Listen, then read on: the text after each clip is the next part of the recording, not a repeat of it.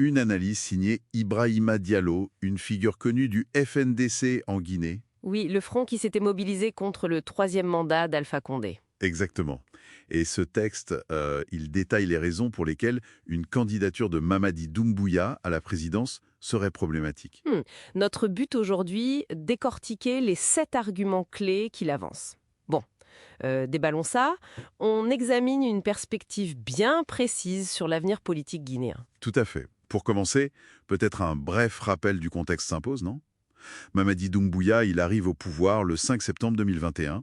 Il renverse Alpha Condé. Et la justification à l'époque, c'était quoi?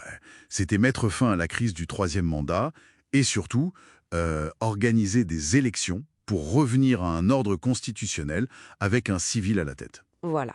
Et c'est justement là-dessus que s'appuie le deuxième argument du texte d'Ibrahima Diallo. C'est peut-être le plus direct d'ailleurs. C'est l'engagement qu'a pris Doumbouya lui-même. Ah oui, sa promesse, exactement. Le texte rappelle cette promesse faite, à la nation, au monde entier.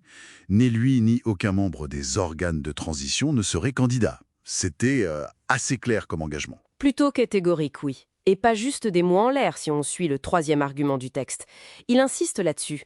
Cette promesse, elle a été, comment dire, gravée dans le marbre presque. C'est ça. Elle a été formalisée noir sur blanc dans la charte de la transition. C'est un peu la feuille de route juridique, quoi, pour cette période. D'accord? Et plus important encore, Mamadi Doumbouya a prêté serment sur cette charte, devant la Cour suprême, excusez du peu. Ah oui, quand même. Donc il s'engage solennellement à la respecter.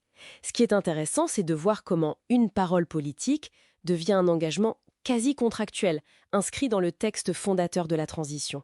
Ça lui donne un poids juridique et moral énorme, selon l'analyse d'Ibrahima Diallo, bien sûr. Mhm. Et ça nous amène logiquement à la quatrième raison avancée. Là, ce qui frappe, c'est que la source dit « le vrai débat, ce n'est même pas la future constitution en elle-même, non. Le nœud du problème, selon le texte, c'est la simple possibilité que Doumbouya soit candidat. Cette hypothèse seule suffirait à rendre suspecte, voire illégitime, n'importe quelle constitution qui sortirait de ce processus. » C'est une remise en cause préventive, en quelque sorte. Voilà. Si la condition de départ, l'inéligibilité des dirigeants de la transition n'est pas tenue, tout le reste est bancal. C'est ça. La crédibilité de tout le processus repose là-dessus, sur cet engagement initial. Sinon, l'édifice est vicié dès le départ, quoi. Et ça nous amène à un argument qui sort un peu du cadre purement politique ou juridique. Ah oui, le cinquième point. Et là, ça devient vraiment intéressant, je trouve, parce que ça touche à la culture, au fondement. Tout à fait. Il y a ce proverbe en pulaar, Dimoko Kongol, Nageko Bogol, qui veut dire En gros, que la dignité d'un homme, ça se voit à son respect de la parole. Comme une vache suit celui qui tient sa corde. C'est une image forte. Il y a aussi le terme malinké kankelenti. Ça désigne spécifiquement un homme de parole. C'est une qualité très valorisée. Donc l'argument ici, c'est que rompre un tel serment public, ce ne serait pas juste une manœuvre politique, mais une atteinte à ces valeurs qui fondent la confiance dans la société. Et du coup, les conséquences personnelles pour Doumbouya lui-même, c'est le sixième argument.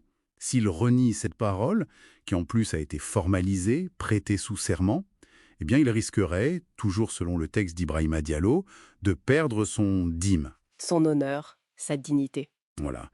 Et donc, la confiance et le respect d'une bonne partie des Guinéens, peut-être même chez ses soutiens d'ailleurs, c'est présenté comme un capital immatériel, mais essentiel pour diriger. Un capital difficile à mesurer, mais politiquement, oui, c'est crucial.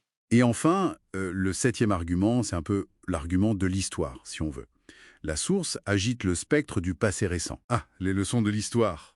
Exactement. C'est une mise en garde très directe contre la répétition des erreurs passées. 2 exemples sont cités noir sur blanc.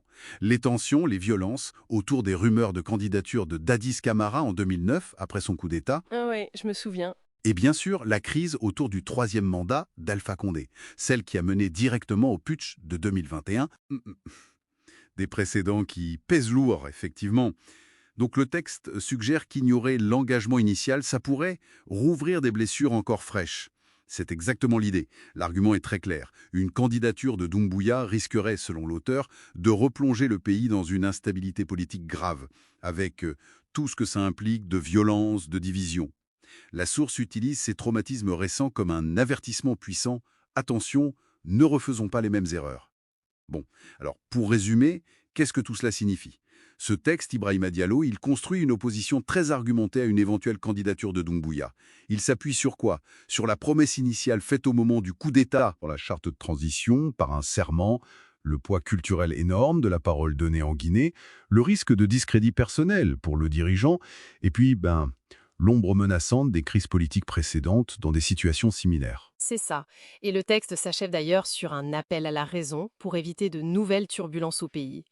Au-delà de l'analyse politique pure, des arguments juridiques ou historiques, ce qui ressort de cette plongée, et qui est mis en avant par les références culturelles, c'est peut-être une question plus fondamentale.